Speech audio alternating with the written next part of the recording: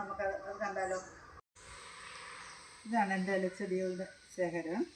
ഇതെല്ലാം അഗ്ലോണിമ വിഭാഗത്തിൽപ്പെടുന്ന പല വെറൈറ്റീസ് ചെടികളാണ്. ഇതും ആ വിഭാഗത്തിൽപ്പെടുന്നതാണ്. രണ്ട് മൂന്ന് ചെടികളുണ്ട്. ഇത് പല സൈസാണ് കേട്ടോ.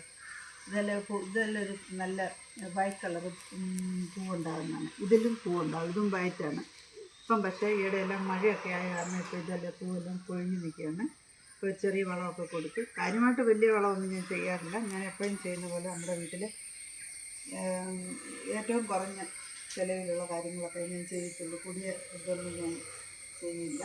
നമ്മുടെ വീട്ടിൽ നമുക്ക് എപ്പോഴും ചിലവായിട്ട് കിട്ടുന്ന കാര്യങ്ങൾ മാത്രം ഞാൻ എൻ്റെ ചെടിക്കും കൊടുക്കുന്നുള്ളൂ. അല്ലാതെ മേടിച്ചൊന്നും വളം ഞാൻ ചെയ്യാറില്ല. പിന്നെ ഇതെല്ലാം അഗ്ലോണിമ വിഭാഗത്തിൽപ്പെടുന്നതാണ്. പിന്നെ ഇതിൻ്റെ ഈ ചെടിയുടെ പേര് എനിക്കറിയത്തില്ല. എനിക്ക് ഏറ്റവും ഇഷ്ടപ്പെട്ട ഒരു ചെടിയാണിത്. ഇതിൻ്റെ പേരെന്താണെന്ന് എനിക്കറിയില്ല. അതൊന്നും ഉണ്ടെങ്കിൽ ഒന്ന് കണ്ടില്ല. ഇതങ്ങനെ ചുരുക്കമാണ്. എല്ലായിടത്തും ഞാൻ കണ്ടിട്ടില്ല. ചില ഗാർഡൻ കിടക്കുന്നത് ഇത് കിട്ടും. ഇത് പിന്നെ കലാത്തിയ വിഭാഗത്തിൽപ്പെടുന്നതാണ്. ഇത് രണ്ടും കലാത്തിയ വിഭാഗത്തിലുള്ള ഒരു ചെടിയാണ്. പിന്നെ ഇതാണെങ്കിൽ ബട്ടർഫ്ലൈ. ഇതിൻ്റെ പേര് ബട്ടർഫ്ലൈ ആണ്. പിന്നെ ഈ ചെടി ബോർഡർ ഗ്രാസ്.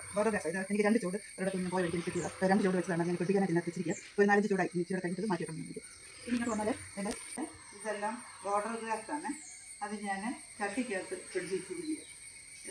ചട്ടി വെച്ച് പിടിപ്പിച്ചിട്ട് കുറച്ച് ദിവസം നമ്മൾ തള്ളത്ത് വെക്കും. പിന്നെ എടുത്ത് തന്നെ വെയിലത്തോട്ട് വെക്കും.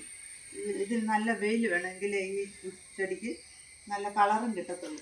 അപ്പം വളർന്ന് വരുന്നതോറും ഞാൻ കട്ട് ചെയ്ത് ഈ കളക്കത്തിലാണ് ഞാൻ വെക്കുകയുള്ളൂ. ഇടയ്ക്കിടയ്ക്ക് ഞാൻ ആഴ്ചയിൽ ഒരു പ്രാവശ്യം ഞാൻ കട്ട് ചെയ്ത് കൊടുക്കും. അപ്പോൾ നല്ല ഭംഗിയായിട്ട് എനിക്ക് തോന്നുന്നുണ്ട്. നിങ്ങൾക്ക് എന്താ തോന്നുന്നു എനിക്കറിയില്ല. എൻ്റെ കാഴ്ചപ്പാട് എനിക്ക് ഭംഗിയായിട്ട് തോന്നുന്നു. പിന്നെ ഇതും അതുപോലെ തന്നെ ഞാൻ ചട്ടി പിടിപ്പിച്ചേക്കുന്ന ഇത് കടയിൽ നിന്ന് വാങ്ങിച്ചാണ് ഈ തൂൺ, ചെറിയൊരു തൂൺ. എന്നിട്ട് ഞാൻ അതിലിങ്ങനെ പിടിപ്പിച്ചിരിക്കുകയാണ്. പിന്നെ ഇങ്ങോട്ട് വന്നു കഴിഞ്ഞാൽ ഇത് ഒരു ചെടി വർഗ്ഗത്തിൽപ്പെട്ട ഇത് എനിക്ക് ഒത്തിരി ഇഷ്ടമുള്ള ചെടിയാണ്. പിന്നെ എൻ്റെ ലൈറ്റ് പ്ലാന്റാണ്.